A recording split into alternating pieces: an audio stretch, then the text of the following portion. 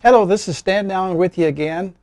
This is part 3 of a guitar series instructional video that we started in showing you the method of the guitar playing that we use.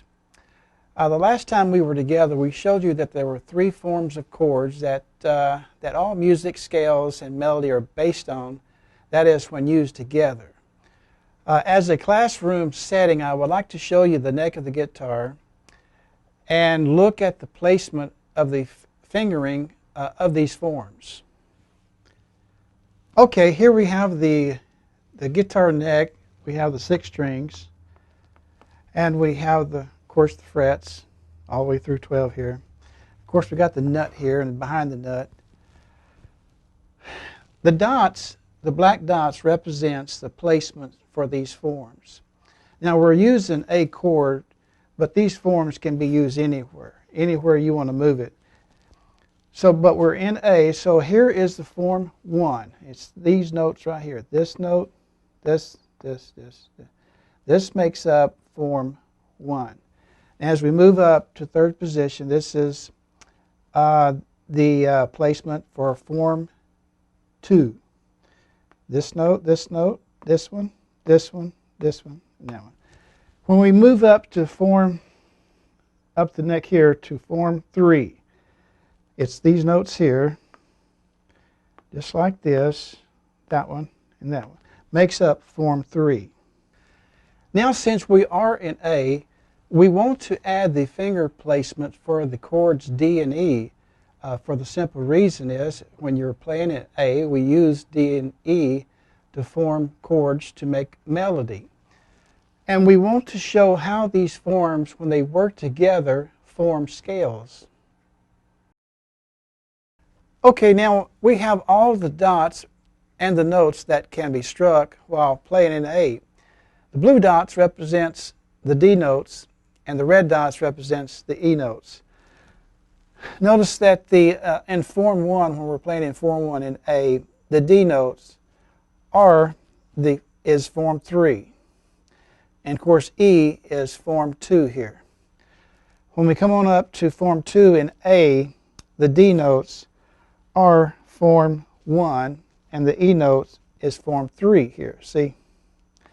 All right, when we come up here to form 3, when we're playing in A, the D notes are form 2, and the E notes is form 1. You know how we make it. So as the band plays in A, all these notes can be struck to form melody. I can strike or pluck any one of these notes and still remain in A, because the collection of these chords makes up the A scale, or major scale. Of course, now if I stay in the D notes, then it won't work. The only way this works as you keep moving on the neck.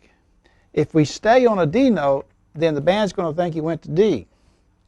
So we have to keep moving.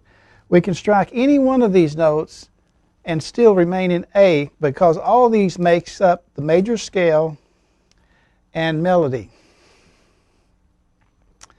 Now, what I want to do is show you an example on the guitar. And what we're going to do, we're going to take these 4 frets here, and we're going to go in order. We're going to do this. 1, just like this, on each string. We're going to strike this, or pluck this, and I want you to hear what this sounds like, right, as we get on the guitar. Okay, here we are on the guitar. Now we're fixing to pluck these strings as we said it.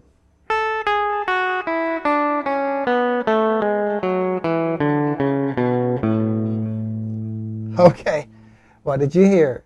You heard the major scale. Okay, back to the chart. Now, what is really interesting about this scale, or these forms together, all 3 forms together, making melody and scales. I want you to notice something. You can take this top string by itself, and you can strike these notes in order, and it will make up the major scale. You can take the the fifth string. Same with it. That fifth string makes up the major scale. Every one of these strings, all these notes, makes up the major scale. All 6 of them. What is really interesting, I can go down in order this way. I can move up, and I can go up. I can work my way over here, and I can move down, and they'll all flow together to form scales. What's another interesting thing, I can just take these 2 strings here and work these up to form a scale. Or I can take this note here and work my way diagonally down this way. It don't matter where you go. I can start right here and go this way. What's wonderful about this is that I don't have to go in a particular order. I can pluck any string I get ready to.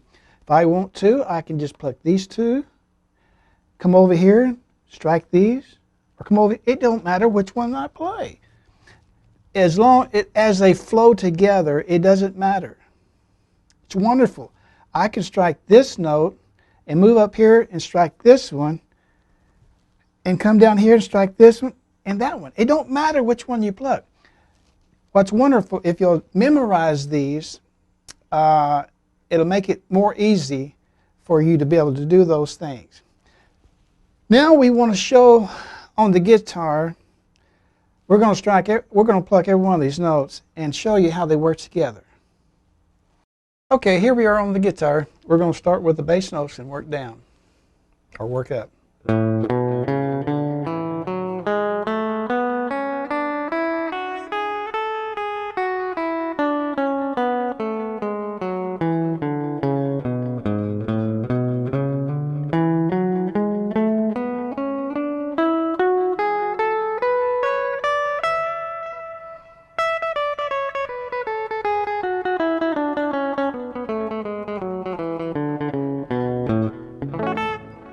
Okay, we're back. What you need to do is, of course, pause this tape on the chart and copy that chart for your own reference to help you to memorize the placement of the fingers on these forms. Learn them forwards and backwards. It's easy to do that if you think of it in forms, and I want to show you a good way to memorize them. Here's form 1 here, these 4 frets. Notice that the bottom strings have something in common here. It's easy to remember, memorize them, to make yourself remember that the 2 bottom strings here have things in common. And then, of course, the next string and this one. And as you go on up to this form here, as you go this way, see the 2 bottom strings have something in common here too. And as you work your way down, going over here to form 3, these notes here, these 2 strings here has something in common. You know, that you can use that to help you remember them. And of course, the 2 bottom strings has something in common. Usually the oddball is that 3rd string there. But anyway, memorize those and work on those. Now, learning these forms will open up a new world for you. Freedom to do what you want to do. Playing freely as your heart would wish. The possibilities are endless. Build on this foundation of scales, this method. Now, if you build your foundation upon hot lick, what you're doing, and that's like putting siding on a house without any structure on the inside.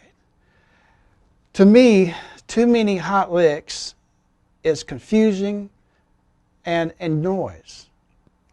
But if I can build my foundation of my music playing on these scales and then put a hot lick here and maybe a little bit there, then my playing will sound more professional. Now, since you know the placement of your fingering for the forms, pluck them with power. And people will think you're a pro. Not because you're playing fancy, but because you're playing clean and precise. Now go have some fun and play from within. Let the music flow out of your heart. And next time we get together, we'll go a little bit deeper in these forms and these scales. Thanks for watching. See you next time.